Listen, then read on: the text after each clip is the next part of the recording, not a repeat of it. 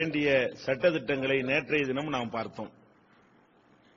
இன்றைய தினம் இந்த நோன்பு எதற்காக நமக்கு கடமையாக்கப்பட்டிருக்கிறது, நோன்பு நோற்பதற்காக இறைவன் நமக்கு தேர்வு செய்து தந்திருக்கிற இந்த ரமலான் மாதத்தினுடைய சிறப்புகள் என்ன என்பன போன்ற விஷயங்களை இன்றைய தினம் நாம் அறிந்து கொள்வோம்.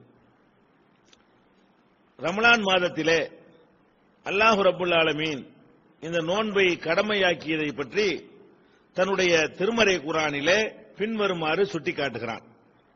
ஷஹ்ரு ரமலான் அல்லதி உன்சில ஃபீஹில் குர்ஆன், இந்த ரமலான் மாதத்தில் தான் குர்ஆன் அருளப்பட்டது. ஹுதல் லின்னாஸ், அந்த குர்ஆன் மனித சமுதாயத்திற்கு நேர்வழி காட்டக்கூடியதாகவும், வ பையினாத்தின் மினல் ஹுதா வல் ஃபுர்கான், அந்த நேர்வழியை தெளிவாக காட்டக்கூடியதாகவும், சத்தியத்தையும் அசத்தியத்தையும் வேறுபடுத்தி காட்டக்கூடியதாகவும் அமைந்திருக்கிறது. அந்த குர்ஆன் ரமலான் மாதத்தில் தான் அருளப்பட்டது. எனவே ஃபமன் ஷஹித மின்கும் ஷஹ்ர ஃபல்யஸ்முஹு, உங்களில் யார் அந்த மாதத்தை அடைகிறாரோ அவர் அந்த மாதத்திலே நோன்பு நோற்கட்டும் என்று அல்லாஹ் சொல்கிறான். அப்ப ரமலான் மாசத்துக்கு ஒரு சிறப்பு இருப்பதாக அல்லாஹ் சொல்லும் பொழுது என்ன காரணத்தை சொல்கிறான்? இந்த மாதத்தில் தான் குர்ஆன் அருளப்பட்டது, அதுதான் சிறப்பு காரணம். இந்த ரமலான் மாசத்தை நம்ம எடுத்துக்கொண்டோமேயானால் மற்ற 11 மாதங்களுக்கும் ரமலான் மாதத்துக்கு என்னமாவது வேறுபாடு இருக்குதா? அதே 24 மணி நேரம் தான். ரமலான் மாதத்தில் மற்ற மாதங்கள் எப்படி எல்லா காரியங்களும் நடக்கிறதோ அதே போலதான் ரமலான் மாதம் அமைந்திருக்கிறது.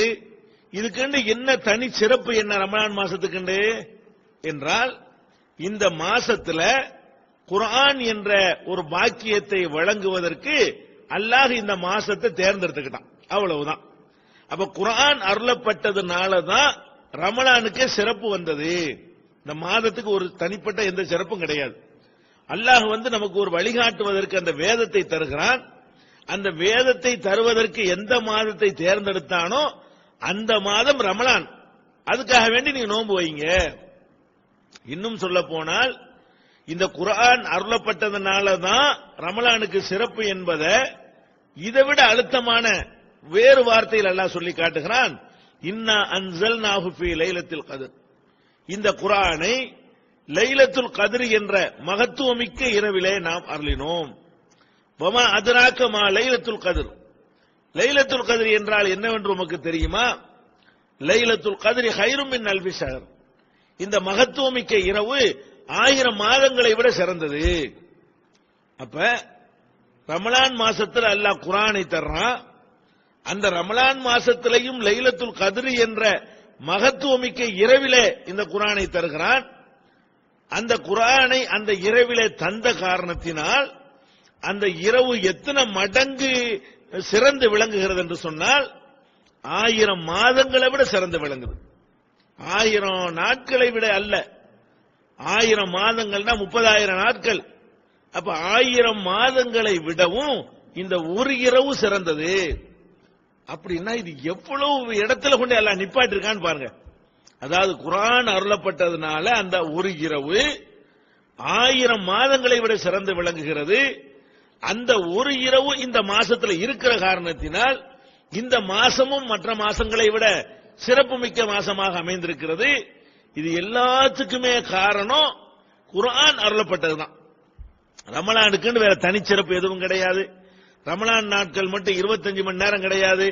அதுக்குன்னு ஒரு அந்த மாசத்துல மட்டும் ஒரே எல்லாருக்கும் பணம் கிடைக்கும், அந்த மாசத்துல மட்டும் யாருக்கும் நோயே வராது அப்படிங்கிற மாதிரியான சிறப்புகளா இருக்குது.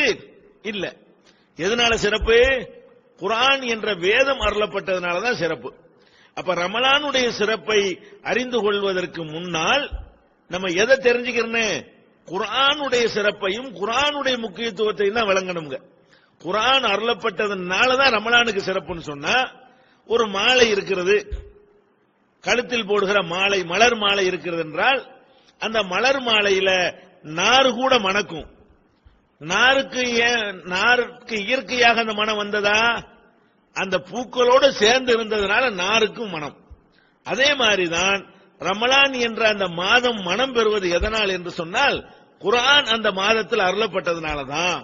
அப்ப நம்ம ரமலான் மாசத்துல அடைந்திருக்கிற நாம் இந்த ரமலானின் சிறப்புகளை அறிந்து கொள்வதற்கு முன்னால் குர்ஆனுடைய சிறப்பை, அதனுடைய முக்கியத்துவத்தை, அதனுடைய தத்துவத்தை, அதனுடைய சிறப்பை நம்ம அறிந்து கொள்ள கடமைப்பட்டிருக்கிறோம்.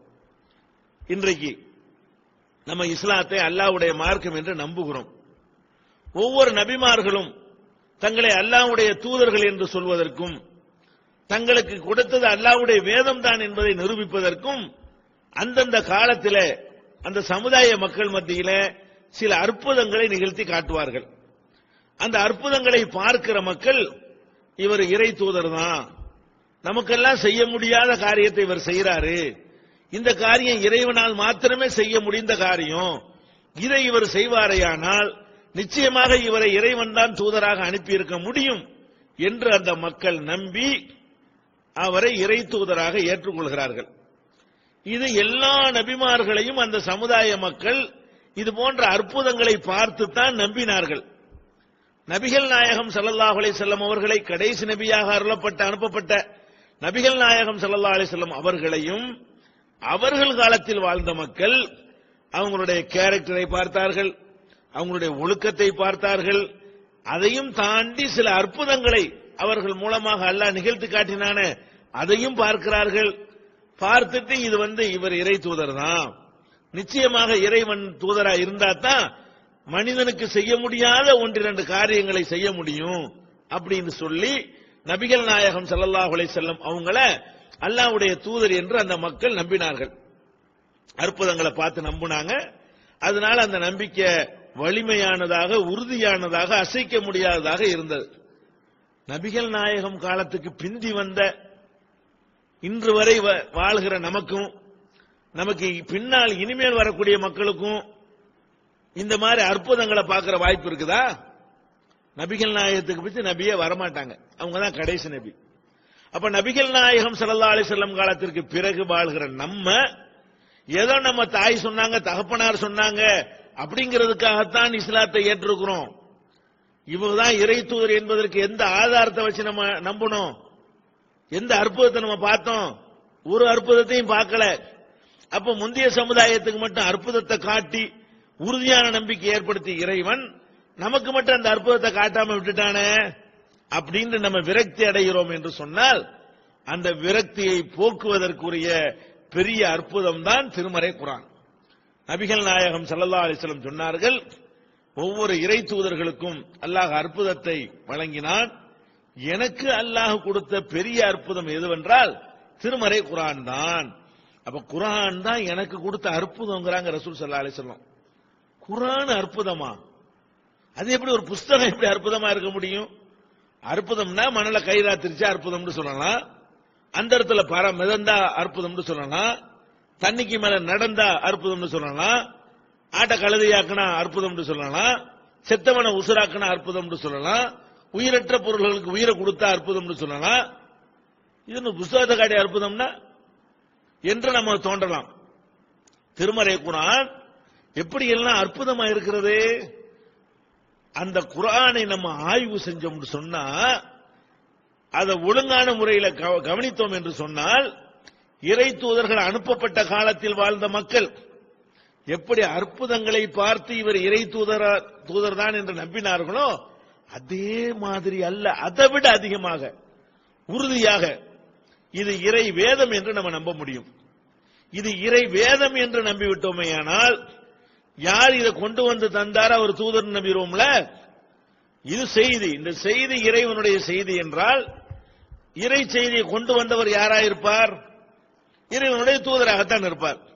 அப்படி ஒரு பேர் அற்புதமாக திருமறை குர்ஆனை அல்லாஹ் நமக்கு தந்திருக்கிறான்.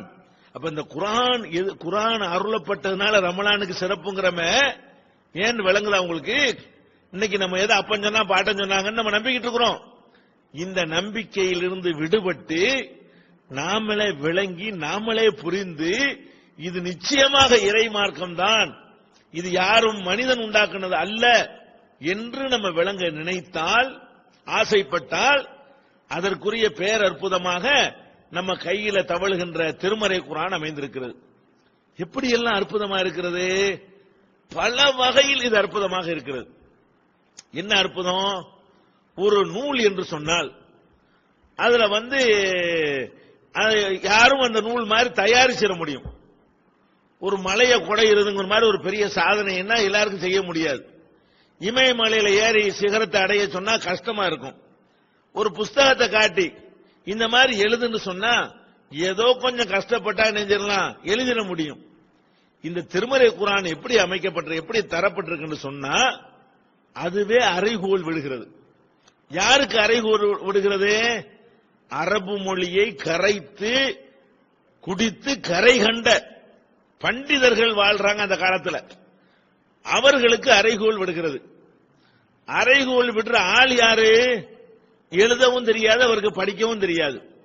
எழுதவும் படிக்கவும் தெரியாத முகமது நபி அவர்கள் அன்றைக்கு இருந்த பண்டிதர்களுக்கு அறைகோல் விடுறாங்க. என்ன அறைகோல், இன் குன்தும் ஃபீ ரைபின் மிம்மா நஸ்ஸல்னா அலா அப்தினா, நமது அடியாருக்கு நாம் அருளியதிலே உங்களுக்கு சந்தேகம் இருந்தால் ஃபஅது பி சூரத்தின் மின் மிஸ்லிஹி, இது மாதிரி ஒரு சூறாவை ஒரு அத்தியாயத்தை கொண்டு வாங்க. வதுஉ ஷுஹதாஅக்கும் மின் தூனில்லாஹ், அல்லாஹ்வை தவிர மற்ற உங்களுடைய எல்லா கூட்டாளிகளையும் நீங்க சேர்த்துக்கிறங்க. எல்லாரும் ஒட்டுமொத்தமா உங்க சபையை கூட்டி இது மாதிரி ஒண்ணு கொண்டு வாங்க. இப்படி ஒரு அறைகோல் விட இயலுமா? அன்றைக்கு நபிகள் நாயகம் ஸல்லல்லாஹு அலைஹி வஸல்லம் அவர்களை எப்படியாவது இறை தூதர் இல்லேன்னு ஆக்கி இந்த மார்க்கத்தை ஒழிச்சிடணும் என்பதில் வெறி பிடித்தவர்கள் அலைந்தார்கள். ஏன், இவர் கொண்டு வந்த மார்க்கத்தினால் அவங்களுடைய ஆதிக்கம் தகர்ந்தது. அவங்களுக்கு ஊழல் பண்ண முடியல. மனுஷன் அடக்கி அடிமைப்படுத்தி வச்சிருந்தாங்களே, அதுக்கு சாவு மணி அடிக்கப்பட்டது. அப்ப எல்லா வகையான இழப்புகளும் அவர்களுக்கு முகமது நபி அவர்களால் ஏற்பட்டது. அப்ப அவங்களுக்கு ஒரே இலக்கு என்னவா இருந்துச்சு, எப்படியாவது இவரை காலி பண்ணிடணும், இவரை பொய்யராக்கிறணும். ஈஸியான வேலை. என்ன வேலை, ஒரே ஒரு அத்தியாயத்தை தான் கொண்டு வர சொல்றாரு. இது மாதிரி நம்ம ஒரு அத்தியாயத்தை கொண்டு வந்துட்டோம்னு சொன்னா இந்த கொண்டு வந்து இப்ப என்ன சொல்ற அப்படின்னு கேட்கலாம். அப்ப மக்கள் மத்தியில் இதை வச்சோம்னு சொன்னா முகமது கொண்டு வந்த மாதிரி நாங்களும் கொண்டு வந்துட்டோம் அப்படின்னு சொல்லும் பொழுது இஸ்லாமிய வளர்ச்சி தடுக்கப்பட்டிருக்கும். இந்த அறைகூவலை அந்த பண்டிதர்களும் ஏற்க முடியல, இன்னைக்கு வரைக்கும் எந்த பண்டிதர்களும் ஏற்க முடியல. அப்ப இந்த குர்ஆன் எப்படி இருக்குன்னு சொன்னா ஒரு எழுத்து தான், ஒரு வார்த்தை தான், இது மாதிரி இயற்ற முடியாது என்கிற அளவில் இது அமையப்பட்டிருக்கிறது. இது அற்புதமா எப்படி இருக்குங்கிற அந்த மொழியை அறிந்தவர்களுக்கு தான் புரியும். இந்த குர்ஆன் எப்படி அற்புதம்னா அதனுடைய மொழி நடையினாலதான் அற்புதமா திகழ்கிறது. அந்த மொழியை அறிந்த பண்டிதர்களுக்கு தான் இதை சரியான முறையில் புரிந்து கொள்ள முடியும். இருந்தாலும் மொழி அறியாதவர்களும் இது அற்புதம் என்று வேற ஒரு ஆய்வு கண்ணோட்டத்தில் வைத்து நம்ம புரிந்து கொள்ள முடியும். என்ன ஆய்வு கண்ணோட்டம் சொன்னா, இந்த திருமறை குர்ஆன் உயர்ந்த இலக்கிய தரத்தில் இருக்கிறது. உயர்ந்த இலக்கிய தரத்தில் இருக்கிறது தான் சவால் விட முடியும். கொச்சையாக சாதாரண பேச்சு நடையில இருந்தால் அதுக்கெல்லாம் சவால் விட முடியாது. உயர்ந்த இலக்கிய தரத்தில் இருக்கக்கூடிய எந்த ஒரு நூலுமே சாதாரண மக்களுக்கு புரிகிற மாதிரி எழுதவே முடியாதுங்க. நீங்கள் உங்கள் தமிழ் மொழியில் எடுத்துக்கொள்ளுங்கள். உயர்ந்த இலக்கியம் எதையெல்லாம் சொல்கிறீர்களோ அதை எவ்வளவு மேல் நிலையில கொண்டே வைக்கிறீங்களோ அந்த அளவுக்கு மக்களிடமிருந்து அது அந்நியப்பட்டு போயிடும். திருக்குறள் எல்லாருக்கும் வழங்குமா? கம்பராமாயணம் எல்லாத்துக்கும் இலக்கியம் தான், உயர்ந்த இலக்கியம் தான். கம்பராமாயணத்தை எல்லாத்துக்கும் வழங்குமா? விளங்காது. ஏன் விளங்காது? அது விளங்கக்கூடாதுங்கிறதுக்கு பண்டிதர்கள் தங்கள் திறமையை காட்டுவதற்கு எழுதுறாங்க. அதனால எல்லாருக்கும் விளங்காம இருந்தா தான் ஆஹா இப்படி எழுதியிருக்கிறார்கள் என்று பெருமிக்க முடியும். திருமறை குர்ஆனை பொறுத்த வரைக்கும் உயர்ந்த இலக்கியமாகவும் இருக்கிறது, அது அனைவருக்கும் புரியவும் செய்கிறது.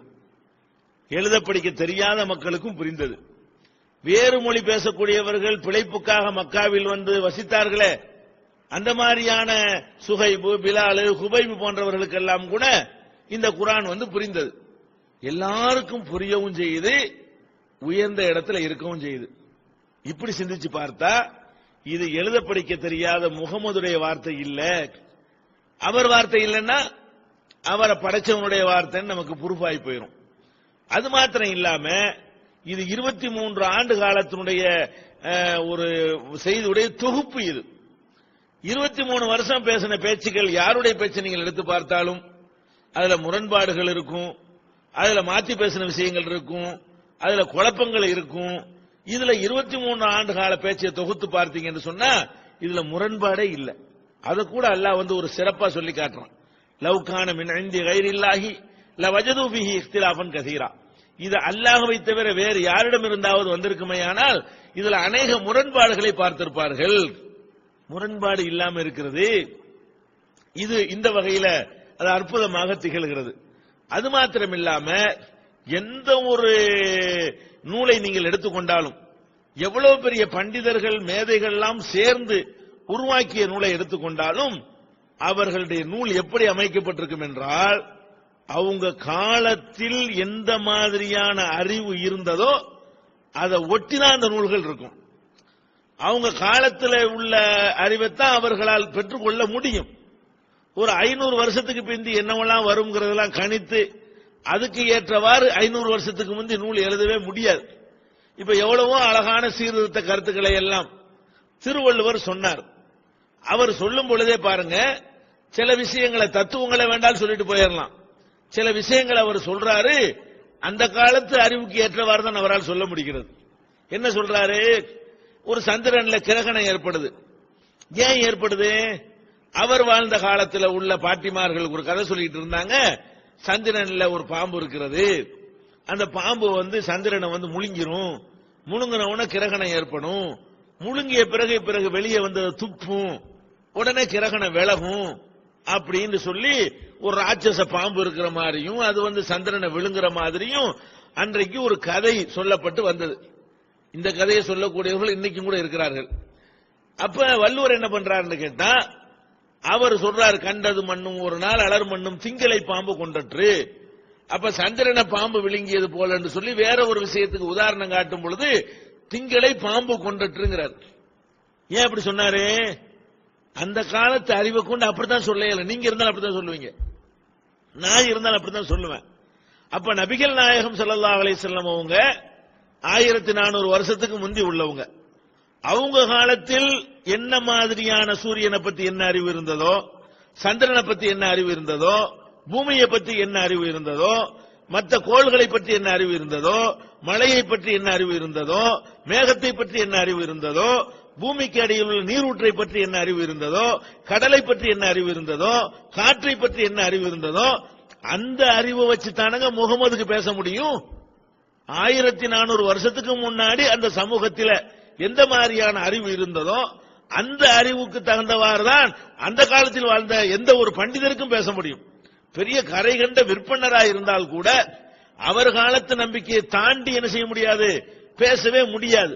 ஆனால் திருக்குறானை நீங்கள் எடுத்து பார்த்தீர்களே, ஆனால் 14 நூற்றாண்டுக்கு முன்னாடி ஒரு காட்டுமிராண்டி சமுதாயத்தில் நிலவிய நம்பிக்கை அது பிரதிபலிக்கிறதா, அல்லது இந்த 20ஆம் நூற்றாண்டுக்கு சவால் விடக்கூடிய விஷயங்களை எல்லாம் முன்கூட்டியே சொல்லக்கூடிய வகையில் தரப்பட்டிருக்கிறதா? இது ஒண்ணு பற்றாத அல்லாஹ்வுடைய வேதம்ங்கிறதுக்கு 14 நூற்றாண்டுக்கு முன்னாடி பூமி உருண்டேன்னு எவனா கற்பனை பண்ண முடியுமா? அவன் வாழுகிற நாட்டுக்கு கீழே வேற உலகமே இல்லைன்னு நினைச்சான், அரபு நாட்டுக்கு மேல உலகமே கிடையாதுன்னு நினைச்சான். அப்படி ஒரு காலம். அப்ப அந்த மாதிரியாக வாழ்ந்த ஒரு காலத்துல பூமி உருண்ட என்று திருமலை குர்ஆன் பல இடங்களில் அழுத்தம் திருத்தமாக சொல்கிறது. உருண்டன்னு மட்டும் சொல்லல, அது சுழல்கிறது. குல்லுன் ஃபீ ஃபலக்கின் யஸ்பஹூன், எல்லா கோள்களும் தங்களுடைய பாதைகளில் நீந்தி கொண்டு இருக்கின்றன, சுற்றி வருகின்றன. கோள் என்று சொல்லுகிறது, சுத்துது என்று சொல்லுகிறது, சுழலுது என்று சொல்லுகிறது. அதே மாதிரி சூரியன் ஓடுகிறது என்று சொல்லுகிறது, சூரியனை தொடர்ந்து மற்றவைகள் எல்லாம் ஓடிக்கொண்டிருக்கின்றன அப்படின்னு சொல்லுகிறது.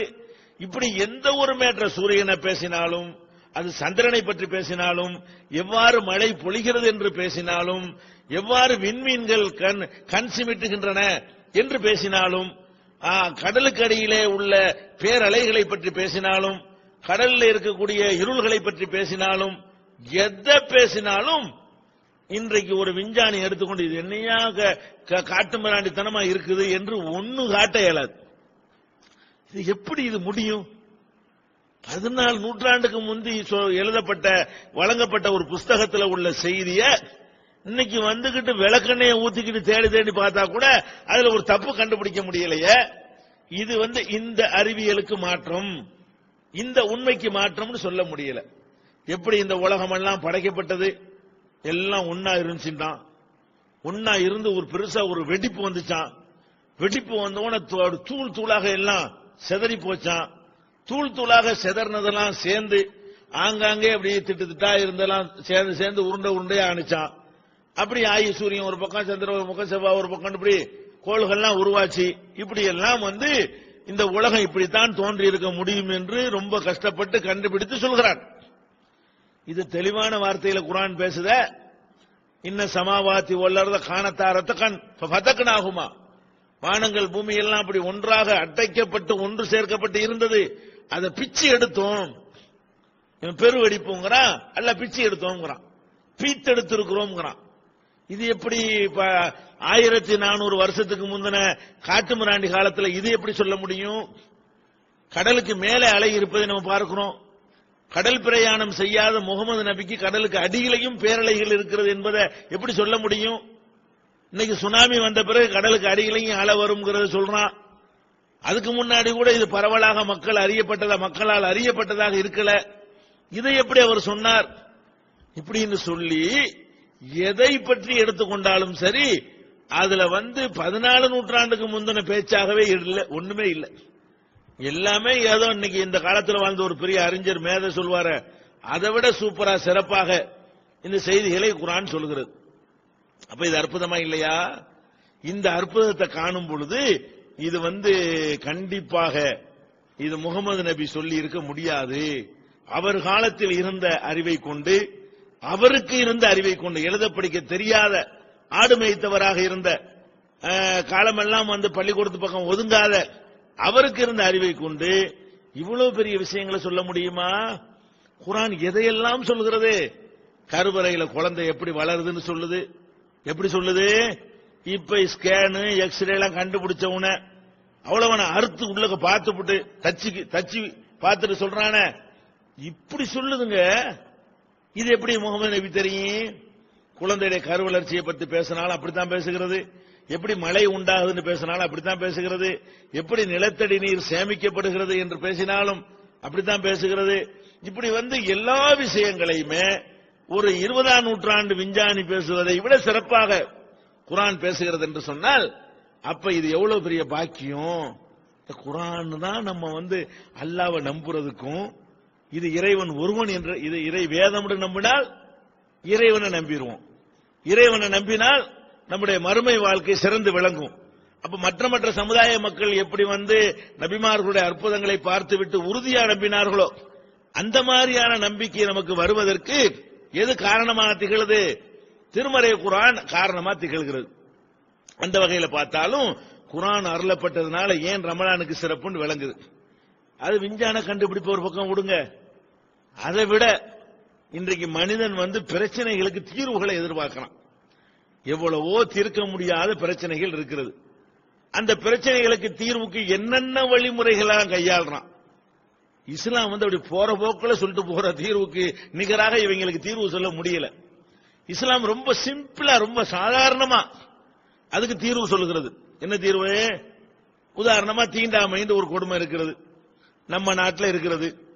மேலை நாடுகள்ல கூட வெள்ளத்தோல் கருப்பு தோலுங்கிற வகையில ஐரோப்பியனுக்கு ஆப்பிரிக்காக்காரனுக்கு மத்தியில் சண்டை நிலவிக்கிட்டு இருக்கிறது. நீக்ரோக்கள் 2வது தர குடிமக்களாக கருதப்படுறாங்க. அவனுக்கு தனி பள்ளிக்கூடம், தனி பஸ், தனி மருத்துவமனை, இப்படி எல்லா வகையிலையும் ஒரு சமுதாயத்தை தோலின் நிறத்தை வைத்து ஒதுக்கி வைக்கிற காட்சியை இந்த 20ஆம் நூற்றாண்டுலையும் பார்க்கிறோம். இது தீக்கணுமா தீக்க கூடாதா? தீக்கணும்ங்கிறாங்க, தீக்கிறதுக்கு திட்டம் போடுறாங்க, சட்டமும் போடுறாங்க, வன்கொடுமை தடுப்பு சட்டம்ங்கிறாங்க. அதை அப்படி பேசக்கூடாது இப்படி பேசக்கூடாதுங்கிறாங்க. இன்னமும் ரெட்டை கோவலே ஒழிக்க முடியல. இன்னமும் அவங்களுக்கு சில தெருக்கள்ல நடமாட முடியல, சில ஊரணிகள்ல தண்ணி எடுக்க முடியல, சில இடங்கள்ல சில சுடுகாடுகள்ல அவங்கள அடக்க முடியல, புதைக்க முடியல, பிணத்தை எடுத்துக்கிட்டு கூட போக முடியல. சில ஊர்களில் பெண்கள் ஜாக்கெட் கூட போடக்கூடாது, செருப்பு அணியக்கூடாது, ஆண்கள் மேத்துண்டு போடக்கூடாது. மேல பாதி மேல திறந்தவர்களாக இருக்க வேண்டும். எப்ப இவ்வளவு கடுஞ்சட்டம் போட்டு 7 ஆண்டு தண்டனை 14 ஆண்டு தண்டனை என்றெல்லாம் சொல்லியும் கூட இதுக்கு உங்களால தீர்வு காண முடிஞ்சா? தீர்வு காணன்னு சில சட்டம் போட்டு வந்தாங்க. சில பேர் என்ன பண்ணா, தீர்வு காண்பதற்காக வேண்டி பயங்கரமான தத்துவத்தை சொல்லுவாங்க. என்ன சொல்லுவாங்க? எல்லாருக்கும் ரத்தம் ஒண்ணுதான், ரத்தம் சிவப்பு தானே, உயர்ந்தவர் என்ன தாழ்ந்தவர் என்ன, உடல் மட்டுமே கருப்பு, உதிரம் என்றும் சிவப்பும் வாங்க. அப்படின்னா என்ன அர்த்தம்? என்னடா வசந்தவன் தாழ்ந்தவன், எல்லாத்துக்கும் ரத்தம் சிவப்பு தானடா. ரத்தம் சிவப்புன்னு சொன்னா சமத்துவம் உண்டாயிருமா? கழுதைக்கும் மனுஷனும் கூட ரத்தம் சிவப்பு தான். அப்ப 2 பேரும் சமமா? அட ரத்தம் சிவப்பா இருக்கிறதுனால மனுஷன் சமம் வரும். இது தத்துவமா? இது அறிவுக்கு பொருந்துதா? இவன் என்ன செய்யறான்? ரத்தத்துடைய கலரை வச்சுக்கிட்டு என்ன செய்யறான்? மனுஷனை வேறுபடுத்த பாக்குறான், மனுஷனை ஒற்றுமைப்படுத்த பாக்குறான்.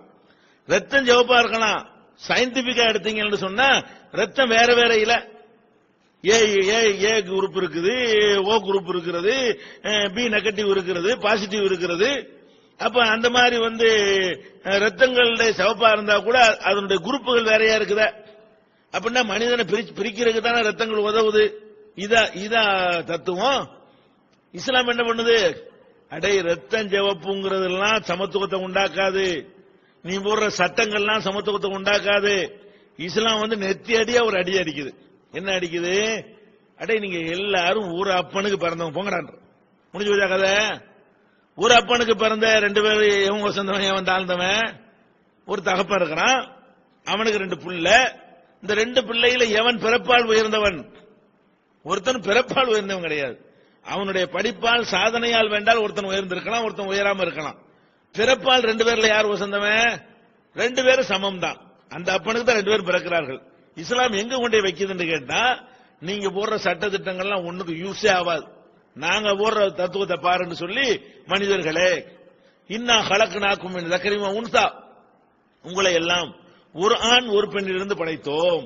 அப்ப நம்ம இன்னைக்கு 600 கோடி மக்கள் இருக்கிறோம்னு சொன்னா, கொஞ்சம் காலத்துக்கு முன்னாடி 500 கோடி இருந்திருப்போம், இன்னும் கொஞ்சம் காலத்துக்கு முன்னாடி 400 இருந்திருப்போம், இன்னும் கொஞ்சம் காலத்துக்கு முன்னாடி 300 கோடி இருந்திருப்போம், இன்னும் கொஞ்சம் காலத்துக்கு முன்னாடி 100 கோடி இருந்திருப்போம், இன்னும் கொஞ்சம் காலத்துக்கு முன்னாடி 10 கோடி இருந்திருப்போம், இன்னும் கொஞ்சம் காலத்துக்கு முன்னாடி 1 கோடி இருந்திருப்போம், இன்னும் கொஞ்சம் முன்னாடி போனீங்கன்னா 1 லட்சம் இருந்திருப்போம், இன்னும் கொஞ்சம் முன்னாடி போயின்னா 1000 பேர் இருந்திருப்போம், இன்னும் கொஞ்சம் முன்னாடி போனீங்கன்னா 50 பேர் இருந்திருப்போம், இன்னும் கொஞ்சம் முன்னாடி போன 5 பேர் இருந்திருப்போம், இன்னும் கொஞ்சம் முன்னாடி போன 5 பேரையும் பெத்தெடுத்தா 2 பேர் இருந்திருப்பாங்க. அதுக்கு முந்தி ஒண்ணுமில்ல. அப்ப நம்ம என்ன வழங்குறோம்? நீ என்ன மதத்துக்காரனாயிரு, என்ன மொழிக்காரனாயிரு, எந்த தேசத்துக்காரனாயிரு, என்ன மாதிரியான பழக்க வழக்கம் உள்ளவனாயிரு, எல்லாருக்கும் யார அப்பன்? ஒரு தாய் தந்தையிலிருந்து பிறந்தவர்கள் நான் பிறப்புல நான் வசத்து நீ மட்டங்கிறீங்களடா, இது சரியாடான்னு சொல்லி பேசிக்க வச்சு அடிக்குது இஸ்லாம். நெத்தி அடியில போச்ச, தீண்டாமையெல்லாம் ஓடி போச்ச, அண்ணன் தம்பி ஆயிட்டாங்களே. ஓ, நம்ம எல்லாரும் ஒரு தகப்பனுக்குத்தான் அனைவரும் பிறந்தோம்ங்கிறத நீங்கள் ஒத்துக்கொள்ளாத வரைக்கும் நீங்கள் என்ன சட்டம் போட்டாலும் உங்களால் தீண்டாமை ஒழிக்க முடியாது. இஸ்லாம் ஒழிச்சு காட்டு. ஜனாதிபதியா இருந்தாலும் அவர் லேட்டா வந்தா கடைசியில நிக்கணும். அப்ப அந்த மாதிரியான சகோதரத்துவம் ஒரு வரிசையில நிற்பதாக இருந்தாலும் முதல் வந்தவன் முந்தி, 2வது வந்தவன் 2வது. நீ என்ன குலம் என்ன கோத்திரம் தெரியவே தெரியாது. பள்ளி வாசல்ல போய் நம்ம தொழுகிறோம், எந்த மாதிரி மாத்துகிறது? நமக்கு பக்கத்துல இந்த பக்கம் யார் நின்றா இந்த பக்கம் யார் நின்றா நமக்கு தெரியாது. ஏன் தெரியல? அதை கவனிக்கல, அதை கேர் பண்ணல நம்ம. ஆனால் மத்தவன் கேர் பண்ணுவான். பக்கத்துல போய் நிக்கும் போது நீ என்ன சாதி, நீங்க என்ன சாதி அப்படின்னு என்ன செய்வான்? பேரை கேட்பாங்க நேக்கா, இல்லன்னா ஊரை கேட்பாங்க. ஊரை கேட்டுட்டு என்ன செய்வாங்க? கரெக்டா கண்டுபிடிச்சுக்கிறாங்க, இந்த ஜாதியா தான் இருப்பான். அந்த மாதிரி சேரி பேரை சொன்னான்னு வைங்களேன், அதுக்கு தகுந்த மாதிரி அவன்கிட்ட டீல் பண்ணிக்கிறது. இதுக்கெல்லாம் இங்க இடம் இருக்குதா? அப்ப தீர்க்க முடியாத ஒரு தீண்டாமை பிரச்சனை எடுத்துக்கொண்டாலும் எவ்வளவு அற்புதமா தீர்த்து நடைமுறையில காட்டுத. இன்றைக்கு மதங்களின் பெயரால் எவ்வளவு பெரிய மௌட்டிகம் மூட நம்பிக்கை நிலவுகிறது. என்ன பண்றான்? பெரிய படிச்சவங்கிறான், பாரட்லா படிச்சங்கிறான், பெரிய கம்ப்யூட்டர் சயின்ஸ் படிச்சவங்கிறான், அமெரிக்காவில் 2 லட்சம் ரூபாய் சம்பளம்ங்கிறான், நான் அணு ஆயுதத்தை நான் தான் கண்டுபிடிச்சேங்கிறான். இவ்வளவையும் படிச்ச ஒருத்தனுக்கு கடவுள்டா என்ன, நான் யாரு, நான் யார வணங்குறேன்னு அது என்னன்னு விளங்கலையே. ஒரு மனிதன் வணங்குறான், யாரங்க வணங்கணும்? நீ கடவுளை பார்க்கல, உடுப்பா, கடவுளை நீனும் பார்க்கல நானும் பார்க்கல, சரி வணங்குற. குறைஞ்சபட்சம் உன்னை விட கொஞ்சம் மேல உள்ளதானே வணங்கணும். வணங்க பணியன் நீ போயிட்டேன்னு சொன்னா அப்படித்தானே உலகத்தில் நடக்கிற. ஒரு பள்ளிக்கூடத்தில் வாத்தியார் மாணவர் இருந்தா மாணவன் காலில் வாத்தியார் உழுவாரு, வாத்தியார் தான் மாணவன் காலில். ஏன்? அவன் அறிவு சொல்லுது வாத்தியாருங்கிறவர் கொஞ்சம் வசந்தவர், மாணவன் கொஞ்சம் வசந்தம் இல்லாதவன். ஒரு கட்சியில மாவட்ட செயலாளரும் மாநில தலைவர் இருந்தால் ஒருத்தன் காலில் ஒருத்தன் உழுவுறதா இருந்தா மாவட்ட தலைவர் காலிலையா மாநில தலைவர் உழுவாரு? இஸ்லாத்துல உழுவக்கூடாது. உழுவுற கொள்கை எப்படி நான் கேட்கிறேன். அப்ப யார் யார்கிட்ட உழுவணும்? மேல உள்ளவங்க அல்ல கீழே உள்ளவங்க உழுவணும். அப்ப உன் அறிவு என்ன சொல்லுது? நம்ம உழுவுறதா இருந்தா, கும்புறதா இருந்தா, வணங்குறதா இருந்தா அது நம்மளை விட மேல இருக்கணும், கொஞ்சமாச்சு மேல இருக்கணும். ஈக்குவலா இருந்தா கூட வணங்க மாட்டாங்களா ரெண்டு பேரு? கொஞ்சமாச்சு மேல இருக்கணும். இப்படி எல்லாம் பாக்குறிய பள்ளிக்கூடத்தில் பாக்குற, ஒரு இயக்கத்தினுடைய தொண்டன் தலைவன் மத்தியில பாக்குற, ஒரு குடும்பத்தில் கூட நான் புருஷன் நீ பொண்டாட்டி நீ தான் எனக்கு கீழே இருக்கணும் என்று சொல்ற. அப்பனும் மௌனு வருவையானால் ஏன்டா அப்பனை ஏன்டா ஏத்து பேசுறேன்னு கேட்கிற. மௌனை விட அப்பன் வசந்து இருக்கிறான் வயசுல. அப்ப ஏதாவது ஒரு வகையில வசந்து இருக்கிறவர்களைத்தான் கீழே உள்ளவங்க வணங்கணுங்கிறதான உங்க சென்ஸ், அதான உங்க அறிவு சொல்லுது. அப்ப எது கள்ள வணங்குறீங்க? இவ்வளவு எல்லாம் கரெக்டா இருக்கக்கூடிய நீ எதை வணங்குற? நீ செஞ்சு வச்சுக்கிட்ட ஒரு கள்ள கடவுளுங்கிற, சூரியனை கடவுளுங்கிற. நீ பேசுவே சூரியன் பேசாது, நீ ஓடுவே சூரியன் ஓடாது, நீ சிந்திக்கவே சூரியன் சிந்திக்காது.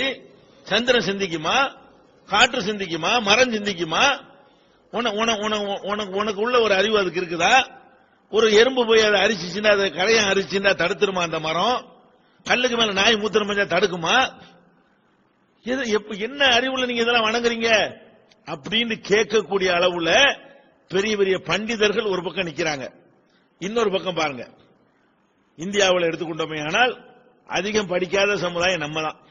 இங்கதான் டாக்டர்கள் கிடையாது, என்ஜினியர் கிடையாது, அமெரிக்காவில் வேலை பார்க்கிறவங்க கிடையாது, அணு விஞ்ஞானி கிடையாது. இந்த மாதிரியான லெவல்ல இருக்கிறவன் இங்கிட்டு இருக்கிறான். இவன் எவனாச்சும் ஒரு முஸ்லீம் கல்ல வணங்குறானா?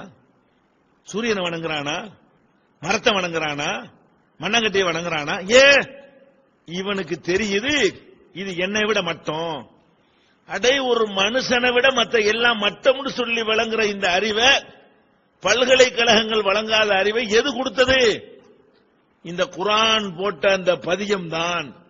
அது விதைத்த விதைதான் பெரிய பெரிய பட்டதாரிகளுக்கும் பல்கலைக்கழகத்தில் கல்வி கற்றவர்களுக்கும் கிடைக்காத ஞானத்தை கை நாட்டு பேர் வழிகளாக இருக்கிற முஸ்லிம்களுக்கு வழங்கி இருக்கிறது. அதை வழங்கியது குர்ஆன். அப்ப எதுக்கெல்லாம் தீர்வுன்னு பாத்தீங்களா? அதே மாதிரி மதத்தை வைத்துக் கொண்டு சுரண்டுகிறார்கள், ஏமாத்துகிறார்கள். அடிப்படை என்ன? மனுஷன் கடவுளாவாங்கிற மனுஷனை கண்ணால பாக்குறான், நம்மள மாதிரியே அவன் இருக்கான், நல்லா தெரியுது. நீங்க நல்லா சிந்திச்சு பார்க்க வேண்டும். நம்ம நாட்டு குடியரசுத் தலைவர் ஒரு சாமியாருக்கு மண்டி போட்டு கீழே உட்கார்ந்து இருந்தார். அந்த குடியரசுத் தலைவர் யாரு? அவர் எந்த கொலை குற்றமும் செய்யவில்லை. இவர் எந்த சாமியார்கிட்ட உட்கார்ந்து இருந்தார்? அவர் கொலை குற்றம் சாட்டப்பட்டு ஜெயில போய் அடைச்சாரு. இந்த ஜெயில அடைப்பதற்கு ஏற்ற ஒரு ஆளுடைய காலில் போய் இவர் கும்பிட்ட காட்சி நீங்க பாத்தீங்க. இதுக்கு என்ன பேச, என்ன காரணம்? மனுஷன் தான். இதை உங்களால் விளங்க முடிஞ்சா? அந்த குர்ஆனை ஏற்றுக்கொண்ட மக்களை தவிர மற்ற எந்த சமுதாயத்தினாலேயாவது மனுஷன் தான், மனிதன்ட்ட தெய்வீக அம்சம் இல்ல, அவனு நம்மள மாதிரி சாப்பிடுறான், நம்மள மாதிரி குடிக்கிறான், நம்மள மாதிரி மலைஜலத்தை சுமக்கிறான், நம்மள மாதிரி நோய்வாய்ப்படுறான், நம்மள மாதிரி தேவை உள்ளவனா இருக்கிறான், நம்மள மாதிரி நாளைக்கு மண்டையை போட்டுருவான். இதை உங்களால் விளங்க முடிஞ்சா?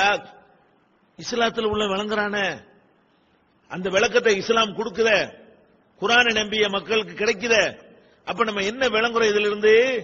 திருமறை குர்ஆன் என்ற இந்த பொக்கிஷத்தின் மூலமாகத்தான் உலகத்தில் பல்கலைக்கழகங்கள் வழங்காத ஒரு அறிவை நாம பெறுகிறோம். தீர்க்க முடியாத நாட்டில் எவ்வளவோ பாருங்க, இன்னைக்கு பாக்குறோம், எவ்வளவோ அக்கிரமங்கள் நடக்குது, அநியாயம் நடக்குது. தடுக்கணும்னு ஆசைப்படுறாங்க, கூடி கூடி பேசுறாங்க, புதுசா சட்டம் கொண்டு வர்றாங்க, தடாங்கிறாங்க, பொடாங்கிறாங்க. பொடாவை கொண்டு வரதான் போடான்னு சொல்லி பார்லிமெண்ட்ல கொண்டு வச்சுட்டு போயிட்டான். அப்ப தடாவுனாலே ஒண்ணும் இல்ல, பொடாவுனாலே ஒண்ணும் இல்ல, என்ன சட்டம் போட்டு ஒண்ணும் இல்ல, தடுக்க முடியல. கற்பழிப்பை குறைக்க முடியல, திருட்டை தடுக்க முடியல, கொலையை தடுக்க முடியல, கொள்ளையை தடுக்க முடியல, கலப்படத்தை தடுக்க முடியல. நாளுக்கு நாள் குற்றச் செயல்கள் அதிகரித்துக் கொண்டே போவதை நம்ம பார்க்கிறோம். இஸ்லாம் எவ்வளவு சிம்பிளா தீர்வாக்குது பாக்கிறீங்களா? அத்வானியே சொல்றாரு இஸ்லாமிய சட்டத்தை கொண்டு வரணும், முடிஞ்சு வச்சா கதை. அப்ப 1400 வருஷத்துக்கு முன்னாடி காட்டுமிராண்டி காலத்துல வந்த சட்டம் மாதிரி இது இருக்குதா? இந்த 20ஆம் நூற்றாண்டு மேதைகளுக்கு பாடம் சொல்லி தரக்கூடிய தரத்தில் அமைந்திருக்கிறதா? இப்படி எல்லாத்துக்கும் தீர்வு. இதை கொண்டு வந்தா சட்டம் உங்களுக்கு பிரச்சனை ஓவர் என்கிற அளவுக்கு அது பேசுகிற சட்டம் அப்படி இருக்கிறது, அது பேசுகிற கொள்கை அப்படி இருக்கிறது, அது சொல்லுகிற முன்னறிவிப்பு அப்படி இருக்கிறது, அது பேசுகிற சயின்ஸ் அப்படி இருக்கிறது, அதுல உள்ள தத்துவம் அப்படி இருக்கிறது. இப்படி எந்த ஒரு வகையை எடுத்து நீங்கள் குர்ஆனை வைத்து ஆய்வு செய்து பார்த்தாலும் இது அல்லாஹ் தந்ததுக்காக வேண்டி எவ்வளவும் நன்றி கடன் செலுத்தலாம். அதனாலதான் இது இறங்கின ஒரு ராத்திரி 1000 மாசத்தை விட சிறந்ததாக ஆகுறது. அந்த ஒரு ராத்திரி இருக்கிற காரணத்தினால அந்த மாசமே சிறந்ததாக ஆகுறது. அதுக்குத்தான் அல்லாஹ் என்ன செய்யறான், டேய் உனக்கு என்னத்தை நான் தந்திருக்கிறேன், அதுக்கு நீ என்ன செய்ய போற? நோன்பு வை. நோன்பு வைக்க சொன்னது கூட காரணம் என்ன? உங்கள்கிட்ட தந்துட்டு எல்லாம் நோன்பு வைக்க சொல்றான். ஷஹ்ரு ரமலான் அல்லது உன்சில பிஹில் குர்ஆன், இந்த ரமலான் மாதத்தில் தான் குர்ஆன் அருளப்பட்டது. குர்ஆன் அருளப்பட்ட எங்களுக்கு என்ன கேக்குறீங்களா? ஹுதன் லின்னாஸ், அந்த குர்ஆன் மனிதனுக்கு நேர்வழி காட்டும். பையினாத்தி மினல் ஹுதா வல் ஃபுர்கான், அந்த நேர்வழியை தெளிவாக காட்டும், சத்தியத்தையும் அசத்தியத்தையும் வேறுபடுத்தி காட்டும். எனவே ஃபமன் ஷஹித மின்குமுல் ஷஹ்ர ஃபல்யஸ்முஹு, உங்களில் யார் அந்த மாதத்தை அடைகிறாரோ அம்மாதத்தில் அவர் நோன்பு நோக்கட்டும். அப்ப நம்மள நோன்பு நோக்க அல்லாஹ் ஏன் சொல்றான்னு கேட்டா, உலகத்தில் யாருக்கும் கிடைக்காத ஒரு பாக்கியத்தை, ஒரு பேரருளை, குர்ஆன் என்ற பொக்கிஷத்தை நம்முடைய கையில தந்துட்டு, இத உனக்கு தந்திருக்கிறன்ல, லைலத்துல் கத்ர்ங்கிற இரவு தந்தன்ல, அந்த இரவு ரமலான் மாசத்துல இருக்குது. அதனால அந்த ஒரு இரவில் இறக்கப்பட்ட காரணத்தினால் அது உள்ளடங்கி இருக்கிற அந்த ஒரு மாசத்துக்கு நீ நோன்பு வச்சு நன்றியை தெரிவிடான்னு அல்லாஹ் சொல்றான். அப்ப இந்த ரமலான் அவ்வளவு பெரிய சிறப்பு வாய்ந்ததாக அமைந்திருப்பதை நம்ம புரிந்து கொள்ள வேண்டும். அடுத்ததாக இந்த நோன்பு, ரமலானுடைய சிறப்பை வழங்கி கொண்டோம். இந்த நோன்பு எதுக்கு நோன்பு வைக்கிறோம்? அதுல கூட பாருங்க, எல்லா மதங்களுடைய வணக்க வழிபாடுகள் எடுத்து பாத்தீங்கன்னு சொன்னா அது மனுஷனை கஷ்டப்படுத்துவதில் கடவுள் இன்பம் காண்பார்ங்கிற அடிப்படையில் தான் அது நிறுவப்பட்டிருக்குங்க. எந்த மதத்தினுடைய வழிபாட்டை நீங்க எடுத்தாலும் சரி, கடவுள் பேரால இவர் நஷ்டப்படணும், கஷ்டப்படணும், அதை பார்த்து கடவுள் சந்தோஷப்படுவார். காணிக்கை கொண்டு கொட்டணும், அது மாதிரி தன்னைத்தானே வேதனைப்படுத்திக்கிறன்னு, அழகு குத்திக்கிறன்னு, சவுக்கால் அடிச்சுக்கிறன்னு, குளிர்ல விட நடுங்கிக்கிட்டே நடந்தே போகணும், செருப்பு போடக்கூடாது, தீயில போய் மிதிக்கணும், இப்படி எல்லாம் ஏதாவது செஞ்சா தான் என்ன செய்ய, தலையில தேங்காயை கொண்டு உடைப்பாங்க, மண்டையில ரத்தம் ஓடும், இருந்தாலும் கடவுளுக்காக மண்டையை கொடுத்துட்டு இருக்கணும். இப்படி எல்லாம் செஞ்சா கடவுள் என்ன செய்வாரா? சந்தேகப்படுவார், சந்தோஷப்படுவார் என்கிற அடிப்படையில் தான் நிறுவப்பட்டிருக்கிறது. இந்த மார்க்கத்தில் மாத்திரம் எந்த வணக்கத்தை எடுத்தாலும் இப்படி ஒரு அம்சமே இருக்காது. பள்ளியாசலுக்கு நீ காணிக்கை கொண்டு வர வேண்டியது இல்ல, கடவுளுக்கு வாழைப்பழம் வாங்கிட்டு வர வேண்டியது இல்ல, உங்களுக்கு தொழுகிறதுக்குரிய சுத்தமான ஒரு இடம், கைகால் மூஞ்ச கழுவிட்டு வரலாம். இப்படி இந்த மாதிரி வசதிகளோடு இருக்குமே தவிர உங்களை கஷ்டப்படுத்தக்கூடிய எதுவுமே இருக்காது. இந்த நோன்பு மட்டும் பாத்தீங்கன்னா அப்படி தெரியும். பார்த்தா என்ன தெரியும்? என்ன அல்லாஹ் யாரையும் கஷ்டப்படுத்த மாட்டான். ஒரு மாசத்துக்கு சோறு திங்க வேணாங்கிறானே, இது என்ன அது கஷ்டமா இருக்கேன்னு நீங்க நினைக்கலாம். ஆனால் அது மேலோட்டமா பார்க்கும்போது அப்படி இருக்குமே தவிர உண்மையில ஆழமா சிந்திச்சு பாத்தீங்கன்னா கஷ்டமே கிடையாது. ஏன் கிடையாதுங்கிறோம்? ரமலான் மாசத்துல நீங்க நோன்பு வைக்கிற காலத்திலையும் சரி, நோன்பு வைக்காத 11 மாசத்திலையும் சரி, அதே சாப்பாட்டை தான் நீங்க சாப்பிடுறீங்க. ரமலான் மாசத்துல என்ன பண்றோம்? இரவுல சாப்பிட்டு பகல்ல சாப்பிடாம இருக்கிறோம். வேற மாதங்கள்ல பகல்ல சாப்பிட்டு இரவுல சாப்பிடாம இருக்கிறோம். 8 மணிக்கு ராத்திரி படுக்கிறோம், காலையில 10 மணிக்கு எந்திரிக்கிறவர்கள் அதிகமா இருக்கிறாங்க. இந்த 8ல இருந்து 10க்குள்ள என்ன சாப்பிட்டோம்? தூங்கிக்கிட்டே இருந்தோம். 3 வேளை சாப்பாடு டைம், அது அவ்வளவு டைம் அதுல அடங்கி இருக்கிறது. இருந்தாலும் நம்ம தூங்கிக்கிட்டே இருந்தோம், காலைல எந்திரிச்சு சாப்பிடுறோம். அப்ப 8ல இருந்து 10 வரைக்கும் 14 மணி நேரம் இருக்குதே, 8ல இருந்து 8 வரைக்கும் 12 மணி நேரம் இருக்குதே, 8ல இருந்து 6 வரைக்கும் 10 மணி நேரம் இருக்குதே. இந்த 10 மணி நேரம் சாப்பிட்டோமா? அப்ப இரவு முழுவதும் சாப்பிடாம தான் இருந்தோம். சாப்பிடாம இருந்த நம்ம அதனால செத்துட்டோமா? அதனால கஷ்டமாயி போச்சா? அதனால உடல் தளர்ந்து போச்சா? ஒண்ணுமே ஆவல. 11 மாசமும் ராத்திரில சாப்பிடவே இல்லை, நம்ம நல்லா தான் இருக்கிறோம். அப்ப அதுல இருந்து நம்ம என்ன விளங்குறோம்? ஒரு 12-14 மணி நேரம் சாப்பிடாமல் இருப்பதனால் ஒண்ணுமே ஏற்படாது என்று 11 மாசம் நிரூபிச்சிருக்கிறோம். அத ரமலான்ல உல்டா பண்றோம், வேற ஒண்ணும் கிடையாது. மாத்திரம். எப்படி மாத்திரம்? நீ பகல்ல 12 மணி நேரம், ராத்திரில 12 மணி நேரம் திங்காம இருந்தீல, பகல்ல 12 மணி நேரம் திங்காத. இப்ப ராத்திரில நல்லா சாப்பிட்டுக்க. ராத்திரில என்ன செய்யறோம்? 3 வேளைக்கு பேர 4 வேளை அடிக்கிறவனா இருக்கிறான். நோம்பு திறந்தவன கஞ்சி அடிக்கிறான், தொழுதுட்டு வந்தவன ஒரு சாப்பாடு சாப்பிடுறான். ராத்திரி 10 மணிக்கு தராவிய தொழுட்டு வரேன்னு சொல்லி 11 மணிக்கு ஒருக்கா இன்னொரு சாப்பாடை போடுறான். 3 மணிக்கு எந்திரிச்சுக்கிட்டு ஒண்ணு பண்றான். இது போக நோம்புல ருசியா உள்ள போவாத, நேரம் கட்ட நேரத்தில் சாப்பிடுறமே, அதுக்காக வேண்டி வகை வகையான இதுகளை செஞ்சுக்கிறான். இடையில நொறுக்கு தீனி வேற போட்டுக்கிட்டு சாப்பிடுறான். கணக்கு பண்ணி பாத்தீங்கன்னு சொன்னா 11 மாசம் சாப்பிடுறதை விட கொஞ்சமாவது அதிகம் தான் ஒருத்தன் சாப்பிடுறான். ரமலான் மாசத்துல கொஞ்சமாச்சு, நிச்சயமாக கொஞ்சமாச்சு அவனுடைய உணவுடைய அளவுலையும் தரத்திலையும் அதிகம் தான் இருக்கும். அப்ப இந்த நோம்பு நம்மளை கஷ்டப்படுத்தினால விளங்கிக்கணும். 11 மாசம் அளவுக்கு தான் இந்த ஒரு மாசமும் நம்ம சாப்பிடுறோமே தவிர, அதுபோல கூடத்தான் சாப்பிடுறோமே தவிர, அவ்வளவு பெரிய ஆராய்ச்சிலாம் இதுக்கு வேணாம். போன வருடம் நீங்க ஒரு வருஷம் கணக்கு எழுதி வச்சிருந்தீங்கன்னா பாருங்க, 11 மாசம் என்ன செலவாகுது, ரமலான்ல என்ன செலவாகுது பாருங்க, டபுளா இருக்கும். அப்ப நல்லா திங்கிறோம். அப்ப ரமலான் மாசத்துல அதிகமாக சாப்பிடுறோமே தவிர இது கஷ்டப்படுத்துறதுக்கா இல்ல, வேற எதுக்குன்னு கேக்குறீங்களா? அதுல ஒரு அர்த்தம் இருக்குது. என்ன அர்த்தம்? இந்த ரமலான் மாசத்துல நம்ம ராத்திரில சாப்பிடாம இருக்கிறோம் வைங்க, தூங்கிடுவோம். தூங்குனா என்னவாக? பசி தெரியாது. பசிக்கு உள்ளுக்குள்ள தேவைப்படும், தெரியாது. நம்ம தூங்கிடுறோமே, எந்திரிச்ச பிறகு ஒரு மாதிரியா இருக்கும், சாப்பிட தோணும். அதனால இந்த பசிய தெரியாத காரணத்தினால நம்மளை கண்ட்ரோல் பண்றதுங்கிற மேட்டருக்கு இடம் இல்லை. அதுவா இயற்கையாகவே அப்படி போயிடுது. ரமலான்ல என்ன நடக்குதுன்னு கேட்டா, பகல்ல சாப்பிடாம இருக்கிறதுனால காலையில சாப்பிட்டு பழகி இருப்போம். காலை நேரம் வந்தவொடனே 4 இட்லி சாப்பிட்டா நல்லா இருக்குமேன்னு தோணும். நம்ம என்ன செய்வோம்? அம்மாடி எல்லாம் சாப்பிடக்கூடாதுட்டானே, கண்ட்ரோல் பண்றோம். பசிக்குது, கண்ட்ரோல் பண்றோம். மத்தியானம் ஆனவுன போன மாசம் சாப்பிடுற யாபத்துக்கு வரும், இது சாப்பாட்டு நேரம்ல அப்படிங்கிற யாபம் வந்தவொடனே மத்தியானம் சாப்பிடணும் முடிச்சுக்கிட்டு இருக்கிறோம் தோணும். உடனே என்ன செய்வோம்? இல்லையா, எல்லாம் சாப்பிடக்கூடாதுட்டானே, எப்படி சாப்பிடுறது? அதை கண்ட்ரோல் பண்ணிக்கிறோம். அப்ப அந்த 2 வேளை உணவையும் நம்ம முடிச்சுக்கிட்டு இருக்கிற காரணத்தினால, ஏற்கனவே சாப்பிட்டு பழகிய காரணத்தினால நம்ம உடம்பு கேட்குது, கேட்கறத நம்ம விளங்குறோம். விளங்கி என்ன செய்யறோம்? அந்த நப்ச ஆசையை அடக்குறோம், கண்ட்ரோல் பண்றோம். முடியாது, தரமாட்டேன். பசிக்குதா? தர முடியாது. ஏன் தர முடியாது? என் இறைவன் சாப்பிட வேண்டாம் என்று சொல்லிவிட்டான், நான் தரமாட்டேன். எனக்கு பசிக்கிறது, தரமாட்டேன். உனக்கு நான் அடிபணிய மாட்டேன், எனக்கு நீ அடிபணியன் என்று சொல்லி ஒவ்வொருவனும் தன்னுடைய மனோ இச்சையை அடக்கி மிதிச்சு அதுக்கு பயிற்சி கொடுக்கிறான். இந்த பயிற்சியை எடுத்துக்கொண்ட ஒருவன் என்னவாவான்? வெளியில் அவனுடைய எதிர்கால வாழ்க்கை பிரகாசமா அமைஞ்சிருங்க. அல்லாஹ் குர்ஆன்ல இதை சொல்லி காட்டுறான். யா அய்யுஹல்லதீன ஆமனு, நம்பிக்கை கொண்ட மக்களே, குத்திப அலைக்குமுஸ் ஸியாம், நோன்பு உங்கள் மீது கடமையாக்கப்பட்டுள்ளது.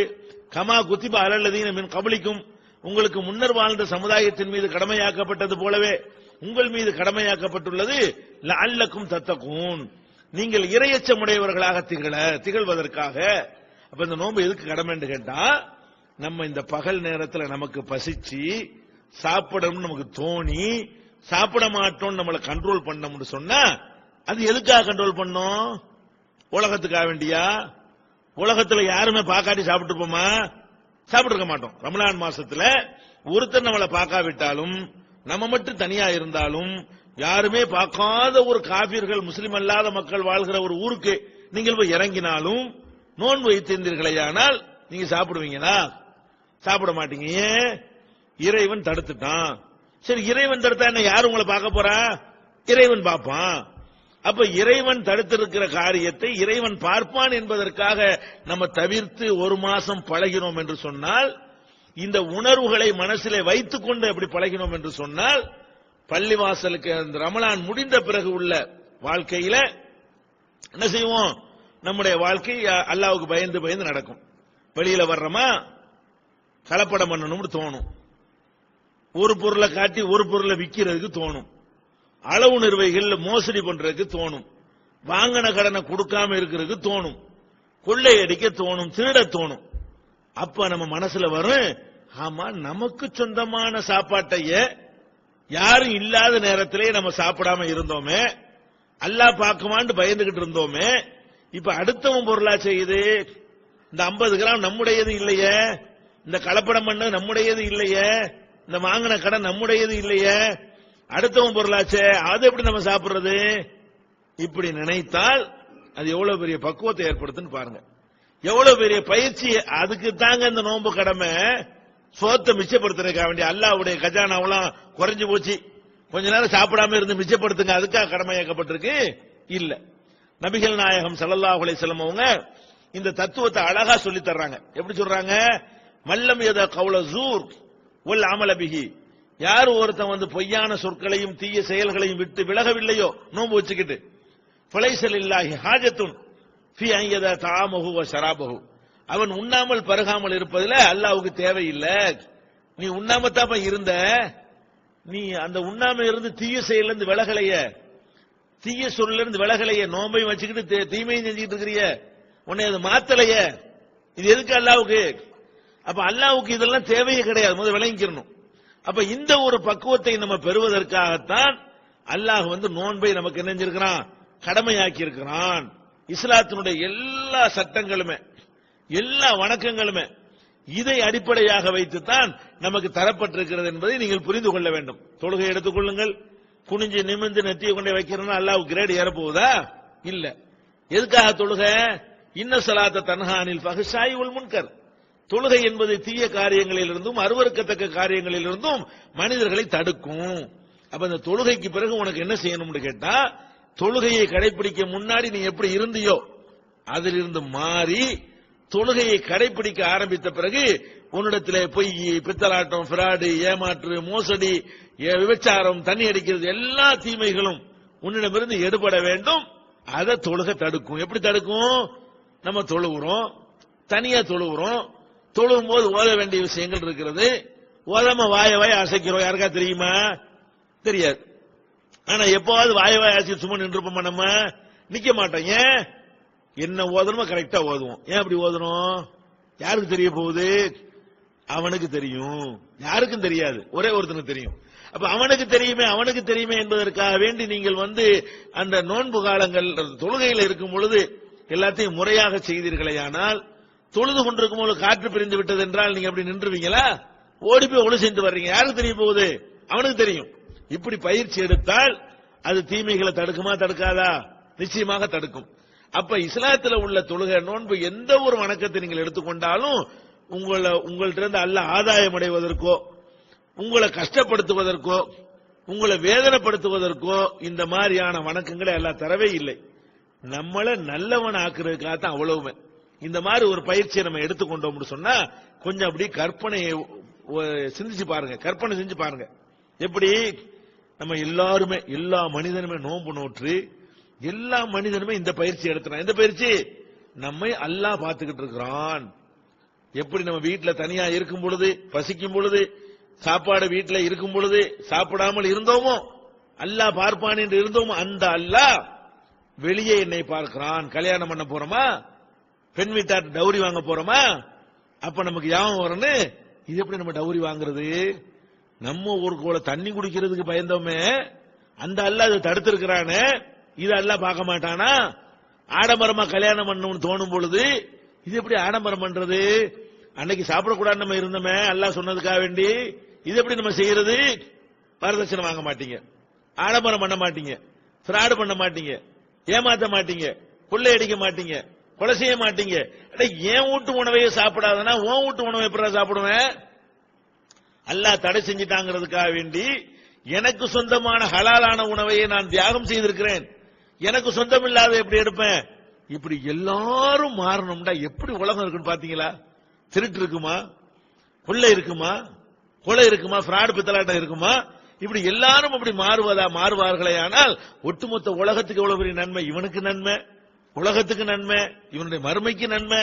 இது மாதிரியான ஒரு நல்ல நோக்கத்திற்காகத்தான் இஸ்லாம் வந்து நோன்பு என்ற கடமையை இந்த புனிதமிக்க ரமலான் மாதத்திலே, குர்ஆன் அருளப்பட்ட மாதத்திலே நமக்கு தந்திருக்குதே தவிர எதுக்கு இல்ல? பசியை உணர்வதற்கு ஒரு தத்துவத்தை சொல்லிக்கிறாங்க. பசியை உணர்வதற்கு நோம்புன்னா அப்ப எதுக்கு ஏழைக்கு கடமையாக்கணும்? ஏழை தான் எப்ப பார்த்தாலும் பசியை உணர்ந்துகிட்டு இருக்கிறானே. அப்ப பசியை உணர்வதற்கெல்லாம் நோம்பு கிடையாது. பசியை எல்லாரும் உணர்றான். பசியை உணர்வு கடமையாக்குனா ஏதோ ஒரு நாள் கடமையாக்குனா போதும், அன்னைக்கு பசியை உணர்ந்துக்கிறோம். ஆனா பசியை உணர்ந்தா பணக்காரன் சாப்பிட்டுட்டு இருக்கிறான், இல்லாட்டி அவன் பசிக்காம இப்ப சாப்பிடுறான். அவ பசியை உணர்வு அதெல்லாம் நோக்கமே கிடையாது. நோக்கம் என்ன? நம்மை படைத்த இறைவன் நம்மை பார்த்து கொண்டிருக்கிறான் என்கிற உணர்வோடு அவனுடைய எல்லா கடமைகளையும் நம்ம நிறைவேற்ற வேண்டும். அவன் தடுத்த அத்தனையிலிருந்து விடுபட வேண்டும். இத்தகைய ஒரு நிலையை உருவாக்குவதுதான் நோன்பை இறைவன் கடமையாக்கி இருப்பதனுடைய முக்கியமான நோக்கம். இந்த நேரத்தில் நோன்பை நம்ம நிறைவேற்றி இருக்கும் பொழுது இறையச்சத்திற்காக நம்ம நிறைவேற்றி இருந்தாலும் நம்மளை அறியாமலேயே நம்முடைய நோன்புகளிலே சில தவறுகள் ஏற்படுவதற்கு வாய்ப்பு இருக்கிறது. நோன்பு வச்சுக்கிட்டு கோல் சொல்லியிருப்போம், நோன்பு வச்சுக்கிட்டு எல்லாம் பேசக்கூடாதுதான், இருந்தாலும் நோன்பு வச்சுக்கிட்டு கோல் சொல்லியிருப்போம், நோன்பு வச்சுக்கிட்டு புறம் பேசியிருப்போம். அதெல்லாம் பேசினா என்னவாயிரும்? அந்த நோன்பு கிடைக்கிற நன்மையுடைய அளவு குறைஞ்சு போயிடும். சும்மா ஃபார்மாலிட்டி நோன்பா போயிடும், ஒரிஜினல் நோன்பா இருக்காது, டூப்ளிகேட் நோன்பா ஆயிரும். அப்ப அந்த மாதிரி ஆகக்கூடாது. நம்ம வச்ச நோன்பு நமக்கு முழுசா கிடைக்கணும். அல்லாஹ் சொல்றானே, அஸ்ஸௌமுலி வானா அஜ்ஸிபிஹி, நோன்பு எனக்கே உரியது, நானே அதற்கு கூலி கொடுப்பேன் சொல்றானே. அதை அடைய வேண்டுமானால் நம்முடைய நோன்பு முழுமை பெற்ற நோன்பாக இருக்க வேண்டும். ஆனாலும் நம்ம அறியாமலே நோன்பில் தவறுகள் வந்து விடலாம்.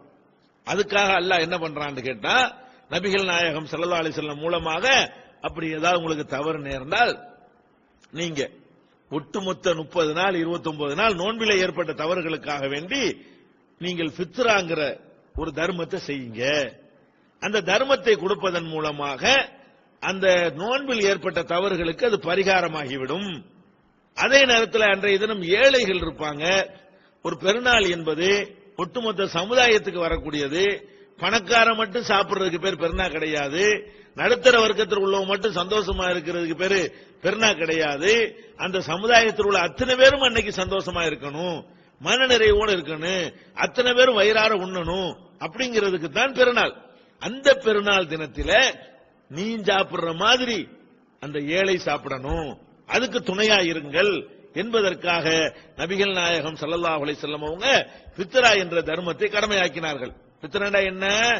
சில பேர் நமக்கு மட்டும் கொடுத்துட்டு போயிடுறாங்க. ஒரு குடும்பத்தை யார் பராமரிக்கிறாரோ அவர் மீது அந்த குடும்பத்து மெம்பர்களுக்கெல்லாம் ஃபித்ரா மெம்பர்களுக்காகவெல்லாம் கணக்கு பார்த்து ஃபித்ரா கொடுக்கிற கடமை இருக்கிறது. 4 பிள்ளை இருந்தால் 4 பிள்ளைக்காக கொடுக்கணும், தாய் தகப்பன் இவர் பராமரிப்பில் இருந்தால் அதற்காக கொடுக்கணும், மனைவிக்காக கொடுக்கணும், இப்படி எத்தனை பேர் இருக்காங்களோ கணக்கிட்டு அதற்கு ஏற்றவாறு அந்த ஃபித்ராங்கிற தொகையை வழங்க வேண்டும்.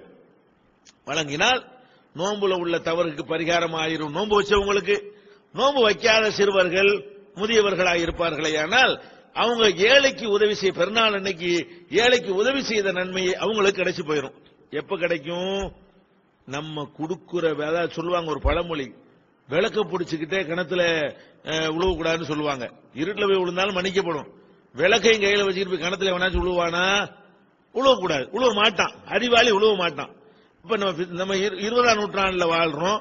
நம்ம கொடுக்கிற இந்த ஃபித்ரா ஒழுங்கா எங்க கொடுத்தா ஒழுங்கா சேருது, இதை சாதாரணமா அப்படி பார்வை பார்த்தால விளங்கி கொள்ளலாம். இப்ப இன்னைக்கு தமிழ்நாட்டை எடுத்துக்கொண்டீர்களேயானால் உங்கள்ட்ட பலரும் ஃபித்ரா கேட்கிறாங்க. தமிழ்நாடு தௌஹீத் ஜமாத்தும் கேட்குது. நாங்க கேட்டு வாங்கி என்ன செய்யறோம்? அதில் ஒரு பைசாவை கூட இந்த ஜமாத்துல ஒரு டேபிள் வாங்குவதற்கோ, ஒரு மைக் வாங்குவதற்கோ, இந்த மாதிரி ஒரு பூ செட்டு வாங்குவதற்கோ நாங்கள் பயன்படுத்த மாட்டோம். அந்த ஃபித்ராவை வாங்கணும்னு சொன்னா வாங்கி அப்படி கொடுக்கிற வேலை மட்டும்தான். எவ்வளவு கொடுக்கிறீர்களோ அதை அப்படியே வந்து நாங்கள் திரட்டி ஏழைகளுக்கு விநியோகிக்கிறோம். 27 லட்சம் ரூபாய் சென்ற ஆண்டு கொடுத்தீர்கள். அது அப்படியே வந்த யார் யாரெல்லாம் கொடுத்தீங்கன்னு பட்டியலை உணர்வுதலில் போட்டோம். எந்தெந்த ஊர்களுக்கெல்லாம் விநியோகிக்கப்பட்டது என்ற விவரங்களையும் விளக்கமாக நாங்கள் எடுத்து சொன்னோம். அது அந்த போட்டாக்களையும் எடுத்து போட்டோம், அந்த கணக்குகளையும் வெளியிட்டோம். நில் பேலன்ஸ், வரவும் செலவும் கரெக்ட் ஆகிவிட்டது. அதற்கு முந்தின ஆண்டுடைய ஃபித்ராவை அதே மாதிரி வெளியிட்டோம். ஆனால் சில இயக்கத்தை சேர்ந்தவர்கள் ஃபித்ரா என்று வசூலிக்கிறார்கள், அந்த இயக்கத்திற்கு பயன்படுத்துகிறார்கள், இயக்க நிர்வாகிகளுக்கு எடுத்துக் கொள்கிறார்கள், தங்களுடைய வசதிக்கு பயன்படுத்துகிறார்கள், நிர்வாக செலவுக்கு எடுத்துக் கொள்கிறார்கள். அப்ப ஏழை மக்களுடைய பெருநாளை கொண்டாடுவதற்கு உள்ள ஃபித்ராவை இன்னைக்கு தேதி வரைக்கும் கணக்கு காட்டாமல் சாப்பிடுவதற்கும் சுரண்டுவதற்கும் அரசியல்வாதிகளை விட கேடுகட்டவர்களாக இருக்கிறார்கள் தெரிஞ்சுக்கிட்டு அங்கே கொடுப்பீர்களேயானால் ஏழைகளுடைய வறுமை விரட்டிய நன்மையும் கிடைக்காது. நோன்புக்கு பிராயச்சித்தம் என்று சொன்னார்களே அந்த கேரண்டி இழக்க வேண்டிய நிலை ஏற்படும். எனவே இந்த ஃபித்ராவை முறையாக நீங்கள் விநியோகிக்க விரும்பினால் எங்களுடைய கிளை நிர்வாகிகள் அந்தந்த பகுதிகளில் இருக்கிறார்கள். நீங்கள் அவர்கள் கைவசத்திலே ஃபித்ராவை கொடுத்தீர்களேயானால் அது உரிய முறையிலே விநியோகிக்கப்பட்டு அல்லாஹ்வுக்கு பயந்து அதன் கணக்குகள் நம்முடைய உணர்வு வார இதழிலே வெளியிடப்படும் என்பதை தெரிவித்துக் கொண்டு இன்றைய நிகழ்ச்சியை நிறைவு செய்து கொள்வோம். வாஹிரு தாவானா அனில் ஹம்துலில்லாஹி ரப்பில் ஆலமீன். அஸ்ஸலாம்.